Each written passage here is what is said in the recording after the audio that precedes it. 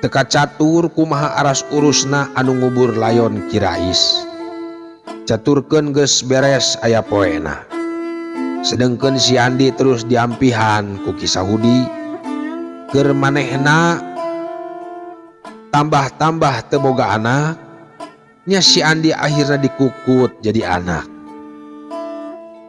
Poe ka poe geus kaliwatan minggu baganti minggu, meunang sabulan 2 bulan mah si Andi teh teu wudu ngalayeus, ingeteun wae kanu jadi bapa. Malah lamun tengah peuting mah manehna teh sok mindeng ceurik balilihan bari nyambat-nyambat ka bapana. Lamun ti beurang gawena ukur ngahulang jentul eueuh kaberagan, sakapeung manehna sok ngereles indit ti imah Kisahudi. Ari diteang teh sok aya di imahna, asampak keur ceurik di kamar anu geus sepi. Pernah hiji mangsa manehna kasampak keur nyegruk hareupeun hawu anu geus heubeul tara dipanasan. Sabab samemeh bapana tinemu jeung ajal teh, nya didinya pisan mangerodankeun bajuna teh. Anu satuluyna dahar liwat balake cerakan.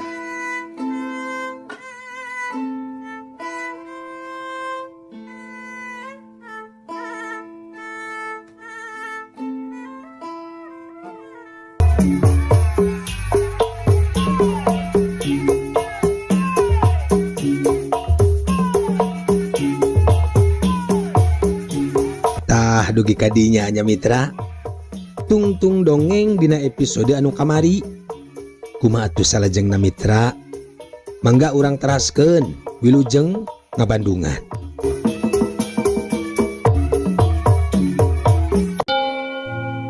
Mitra kaum dangu, tapi ari geus nincak sataun mah berkah si Andi teh paler oge. Ongkoh mah Kisahudi katut nyienah bojona, kacida pisan mikanya ahna. Teu jarang si Andi dibabawa lamun pareng Kisahudi indit dagang bako ka Bandung atawa ka Garut. Komo deui ayeuna mah leungeun buntungna geus teu dibulen deui ku lama. Tapi ari nyogrog teuing mah tetep we manehna teh sok inget ka bapana. Tibalik ti jauhna sok ngadatangan kuburan bapana anu leuning bersih kawantu mindeng diurus, sok dibersihan saban manehna ngadatangan kadinya oge. Sailala manehna ngadon ngahruk segala kejadian waktu bapana dikerepuk ku begal-begal kabeh narembongan dina kongkolak panona. Ari kana beungeut-beungeutna para begal mah manehna luput teu ingeteun sagemblengna, tapi manehna masih inget yen salah sahiji begal teh beungeutna cacad katurih ku bedog bapana. Jadi mun ayeuna papanggih jeung jalma nu cacat beungeutna, manehna geus bisa mastikeun yen eta jalma teh nu dicacadan ku bapana teh.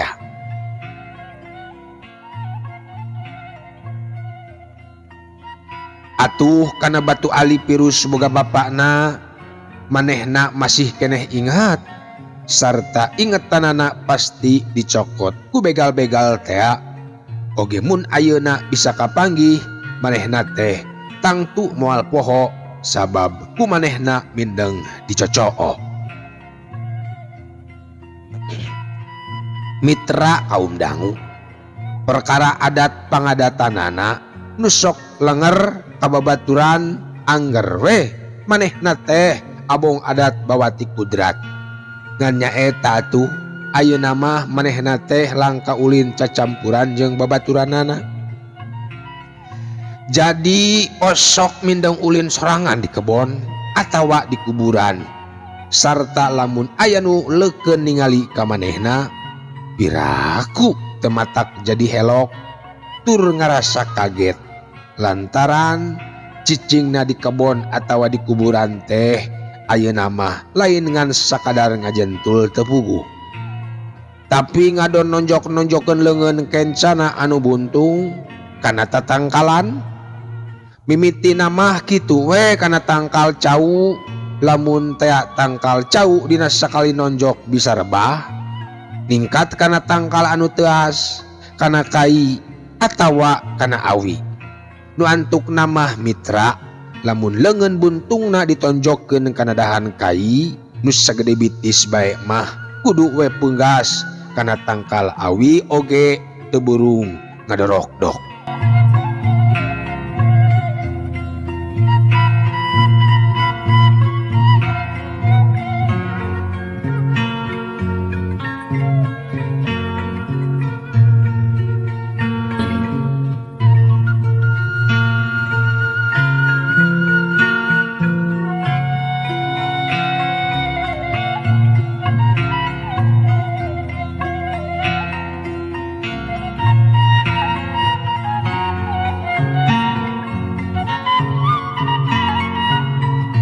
Ongkoh deui leungeun buntungna teh ayeuna mah geus teu dibuleun deui ku lawon, tapi dibuleun make kulit. Jeroen kulit teh ditendeunan besi gepeng ngahaja dibingkengkeun meunang ukai-ukai manehna sorangan. Puguh we mun ditonjokkeun kana benteng atawa kana tembok teh piraku we teh jebol. Tapi saurang oge taya nu nyahoeun kana kaayaan si Andi ayeuna. Ngan Pak Haji Sobana sok mindeng ribut sorangan lantaran loba tangkal caukna nu gedena meh sagede cangkeng jelema teh sok kapanggih rarubuh bae. Kagetna teh naon nu jadi sababna? Lantaran taya hujan atawa angin tur tangkal teh asalna mah belejag. Lamun warga Gujrut teh manehna mah ukur nyenghel we, seuri nyerangkeun ti kajauhan. Nya si Andi, ari di pilemburan lamun aya jalma anu cacad teh sok hayoh dilandi numutkeun kana cacadna. Komo lamun mangsa parasea. Nya kitu oge ka si Andi, manehna sok mindeng disebut si buntung, hiji landihan anu pikeun manehna mah kacida pik kasediheunana. Eta we lamun aya anu nyebut si buntung teh kumanehna mah sok diobrot nepi ka mana jeung saha oge. Lamun meupus keuyang teh manehna mah sok nonjokan tangkal cau anu saha bae. Antukna mah warga jadi apal we. Lamun tangkal cauna warga raruntuh eta teh akibat polah manehna.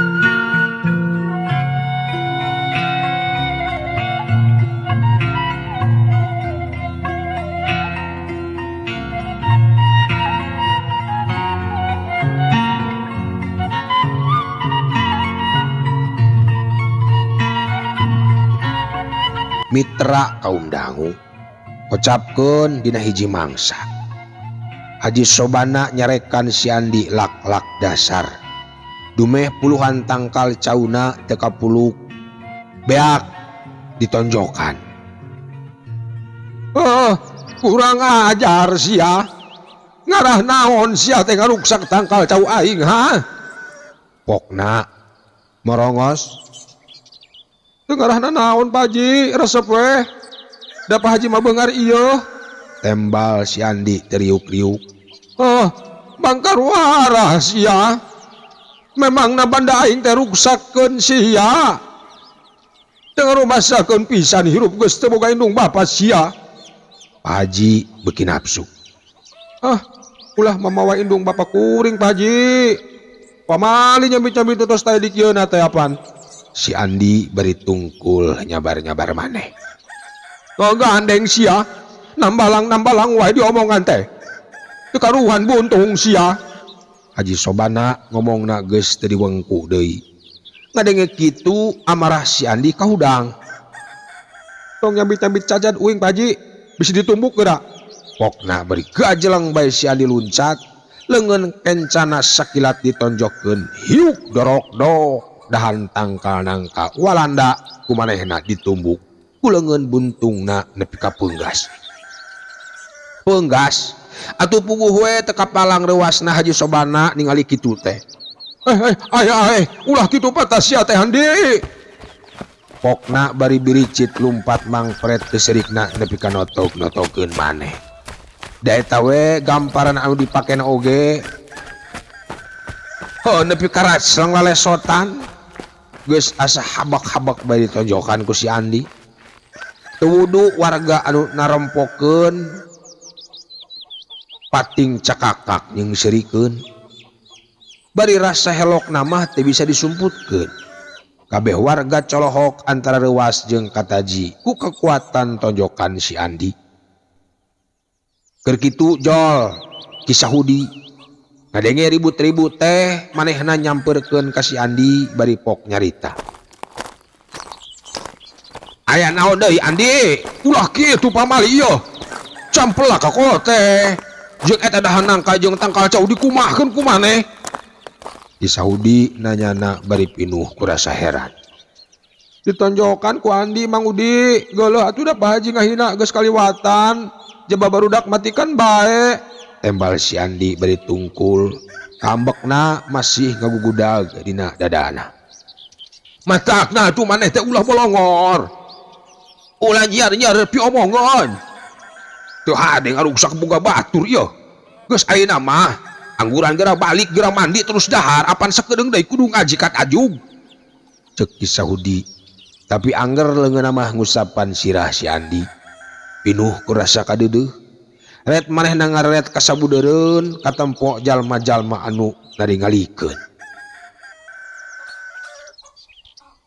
hampura Mang Manta sing haram nego oge kuring mah teu nyaho lamun si Andi ngaruksak tanggal cau boga Mang kisah Hudi sanduk-sanduk teu naon Mang Udi keun wae da engke oge jadi deui cau mah jeuk Mang Manta teu ngarasa ambek ceplas we nigas tangkal cau sangkan bisa keluar deui pidauneunana hariwang oge meureun ningali karongkahan si Andi mitra kaum dangu dititah balik teh si Andi nurut ngaleos lempang bari tungkul dina hatena mah masih ngarasa tegenah dumeh tadi disebut si buntung ku Haji Sobana jeung ku babaturanana tapi kitu soteh da meureun weh pedah manehna anu ngamimitian harak cukna najan geus beurang si Andi can katempo keluar ti imah sing horeng harita mah manehna sare keneh sanajan geus beurang hudang-hudang soteh kagandengan ku babaturanana anu keur maraen kaleci kuniang si Andi hudang terus campego dina golodog bari ningali babaturanana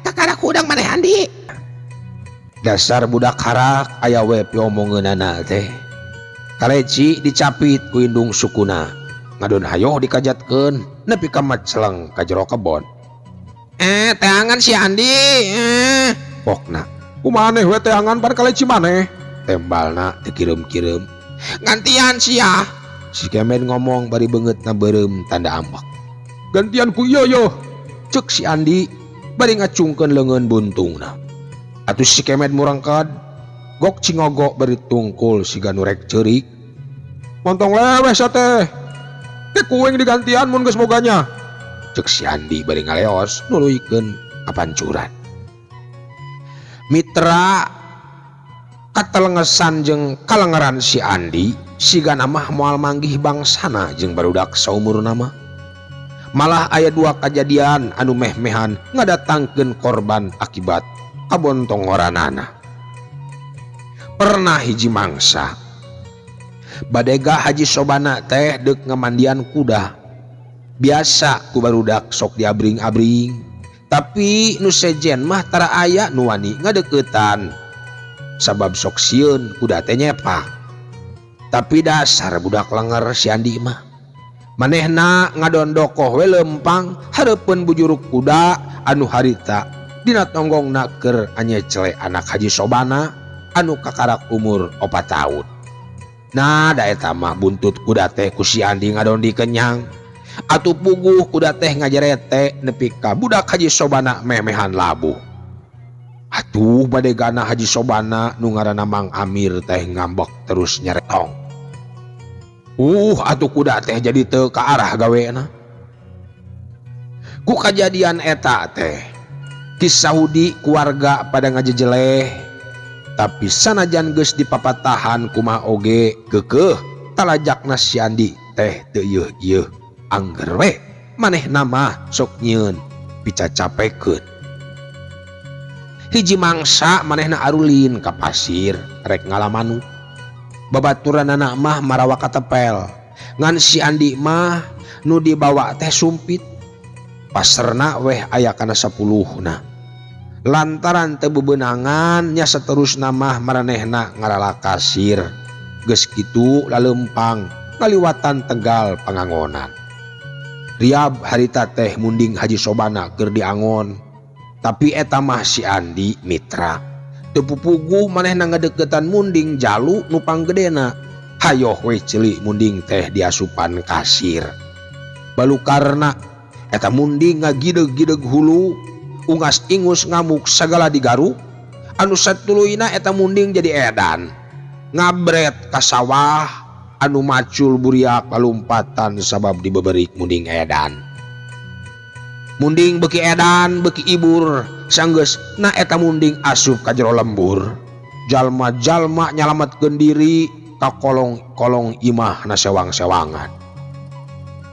Harita mitra Nini Onih hampir jadi korban. Sigana eta munding teh ningalieun Nini Onih anu asup ka kolong nya diberik imah Nini Onih digadilan nepi ka rubuh. Masih untung Nini Onih teh masih kaburu katulungan. Lamun henteu teh sigana geus katinggang runtuhan imah atawa palastra di budal badil tanduk munding anu ranggae. Ningali kitu si Andi nembongkeun kaluar biasaanana. Manehna ngagentak muru munding anu keur ngagadilan imah. Warga soak ningali kitu mah. Pating kocak pating darengek mangpaurkeun. Si Andi sanggeus deukeut teh manehna ngabedol buntut munding atuh kontan munding teh malik sarta seak bae eta munding ngaberik si Andi. Berebat si Andi lumpat ka kebon awi tapi eta munding terus bae ngudag. Warga mah warga eueuh saurang oge nu wani nuturkeun sok sieun eta munding ngadon ngudag ka maranehanana. Di dieu kaluar biasaanana si Andi. Kusabab teu lila pucung hul weh leumpang ngagandeang nepi ka lembur gogorowokan majar teh cenah munding geus teu walakaya karina lian bae cenah di kebon kitu. Najan bari kaget sarta setengah teu percaya teu burung jalma-jalma teh bari jil tina panyumputanana ting kurumuy kaluar ti kolong. Sawareh tarurun tina tangkal anu ditarekan. Antuk namah warga teh naruturkeun si Andi ka kebon.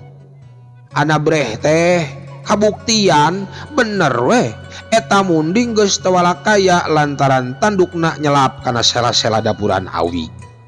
Ngahaja kumanehna digagalak sangkan tandukna diselap kana sela-sela tangkal awi. Atuh geus kitu mah eta munding pada nalian sarta hadita mah geus rada tenang sigana asirna geus kaluar tina jero ceulina.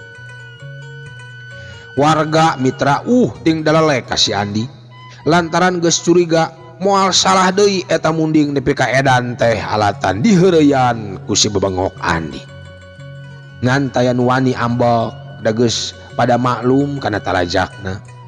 Malahan mah jadi malik muji ka si Andi teh. Tapi ari pikeun Haji Sobana mah anu memang siga nu kesal pisan ka si Andi teh. Manehna mah ngadon ngaboboleh nyarekan. Dicarekan teh si Andi nambalang we anu kadengena matak pikareuwaseun keur nu borangan. Ulang ngambek Pak Haji. Kajaba lamun hayang edan mah mundingna kabeh diedankeun ku aing. Haji Sobana ngadenge kitu teh ukur bisa gogodeg bari maca istighfar sababaraha kali terus ngusap beungeut. Mitra kaum dangu Kisah Hudi bapa angkatna anu harita aya didinya katingali beungeutna menirep geuneuh rai pias teu loba omong deui si Andi ditungtun dibawa ka imahna. Mitra kaum dangu balukarna ari kumindeng di papatahan mah bari tempo-tempo kapaksa bari ngagunakeun kekerasan. Si Andi geus tara deui nyieun hal anu matak gujrud warga. Hal kitu teh estu matak pikabungaheun pikeun mangsa Hudi mah. Katut bojona bienah tapi nya kitu ayeuna mah si Andi jadi tara betah di imah sarta tara daek ulin jeung babaturanana. Mun ti beurang sok ngaprak ka jauhna. Mun teu ka kuburan bapakna sok ka pasir ayakan anu masih geledegan remet jeung hieum ku tangkal gerde. Lamun ti peuting tara sare di imah ngadon ngarengkol weh ditajug. Dititah balik oge dititah balik tara daek ngan ari usum dahar kakarak balik kadorong ku beuteung anu lapar. Hal kitu teh matak jadi pikiran pikeun Kisah Hudi anu ngarasa boga kawajiban ngajaga jeung ngurus si Andi komo deui sanggeus ngadenge beja lamun si Andi sok ulin ka pasir ayakan anu tempatna lumayan jauh anu pikeun boh urang Cipancar, boh urang Cikelepu, boh urang Cikembulan atawa urang Hujung mah eta tempat teh masih sangat pisan. Aya beja oge cenah sok ngatro ka lembur anu jauh si Andi teh.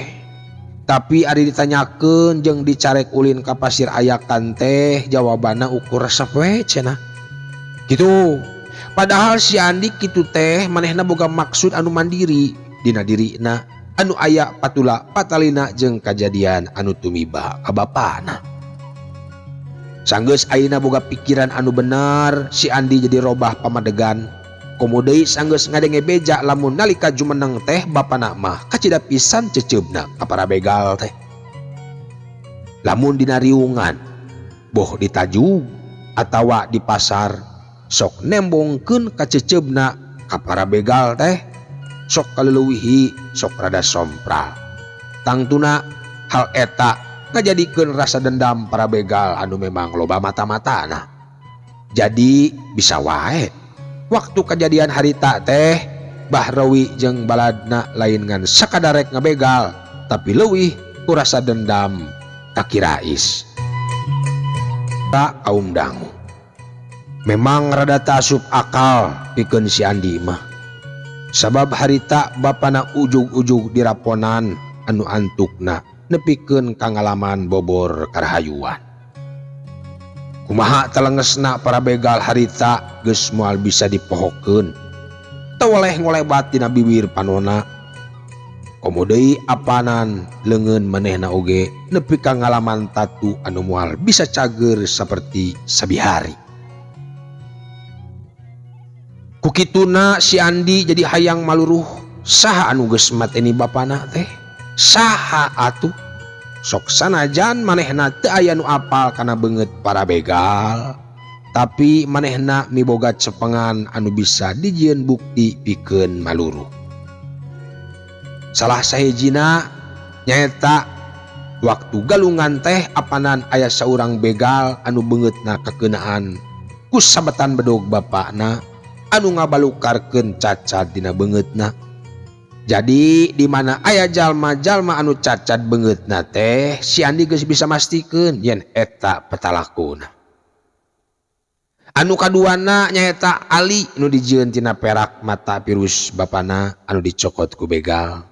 Manehna apal pisan sabab mindeng nyonyoo eta.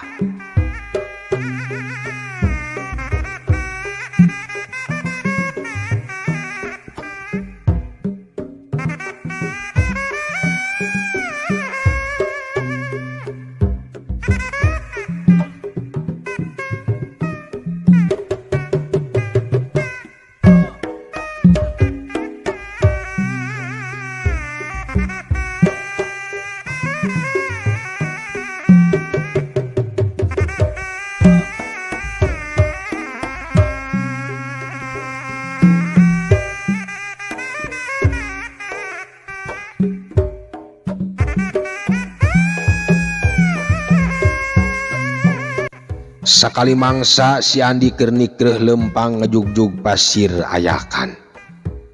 Sabot jongjon lempang tina sela-sela hirupna tetangkalan pasir kadenge sora anu ngagelik.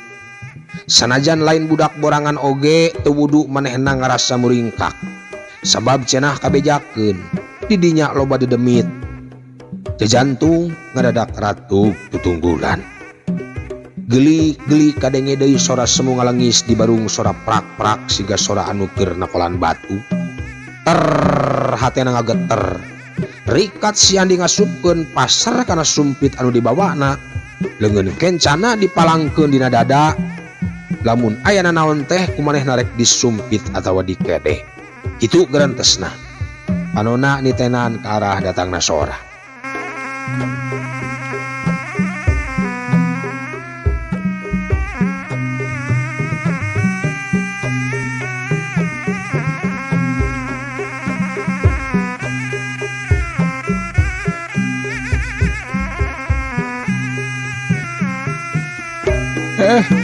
Sora naon eta? Piraku dedemit nyiliwuri wayah kieu. Sampeurkeun ku aing mah. Palebah batu itu siga nama tuh. Mitra kaum dangu abong budak lenger.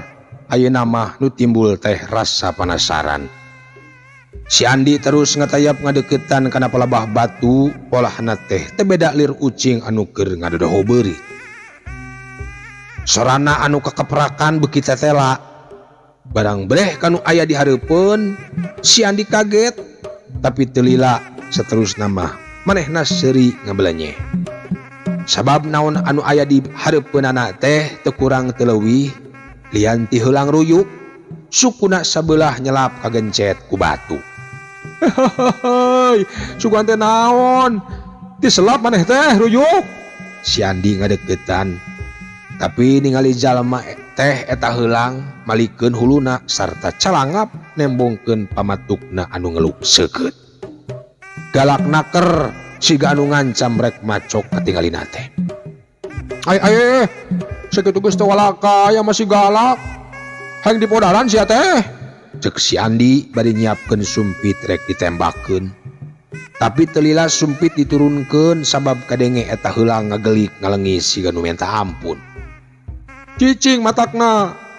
Heug ku aing ditulungan. Asa maneh ulah macok, sanggup. Si Andi ngajukeun perjanjian.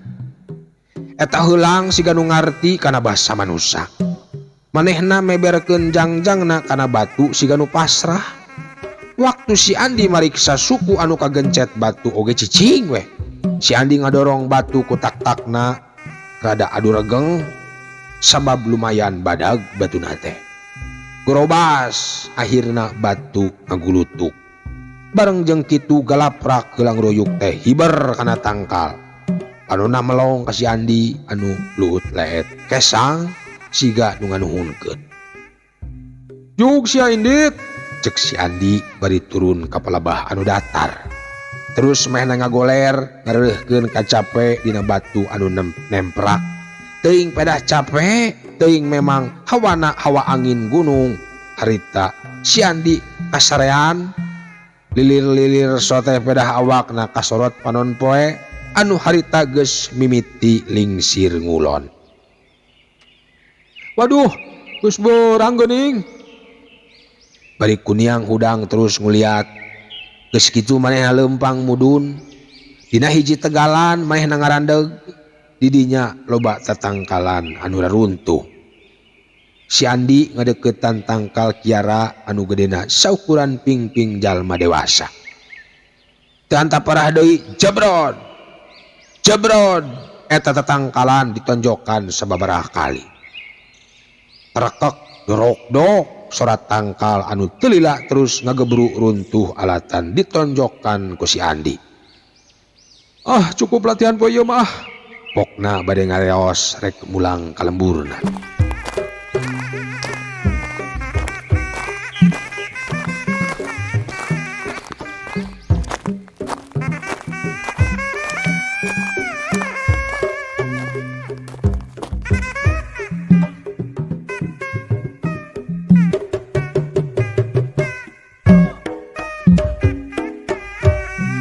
Mitra kaum dangu horeng si mana horeng si Andi ulin wae ka pasir ayakan teh tayalian pikeun ngalatih kekuatan leungeun kencana anu buntung. Beki dieu kekuatan tonjokan si Andi geus teu bisa dianggap enteng. Sigana lamun ditonjokkeun kana sirah tangtu bakal matak jadi remak. Sabot jongjon lempang sakilat ti luhur aya nu nyirorot pruk entrep hareupeun jalan diliwatan. Sing horeng heulang ruyuk anu tadi ditulungan datang deui rada reuwas oge manehna teh tapi teu lila. Maneh ruyuk rek naon ngahalangan jalan kuring? Cek si Andi nanya.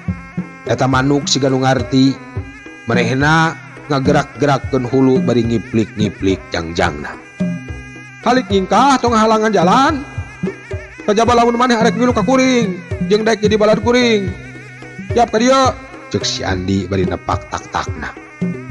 Eta heulang siga nu atoh manehna ngagelik bari ngiplikeun jangjangna teu lila geleber terus entrep dina tak-tak si Andi. Entrep dina tak-tak atuh si Andi najan atoh oge manehna muringis sabab kuku eta heulang karasa asa nancep kana tak-takna.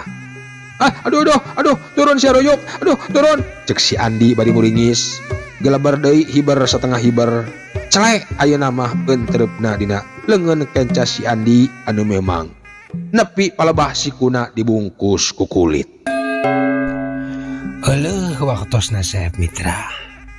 Cageula urang tunda episode anu ayeuna pikeun enjing pageto urang teraskeun deui. Kumaha? Moh kabujang neng nong Mitra. Atuh nuhun Mitra kasadayana anu parantos manco.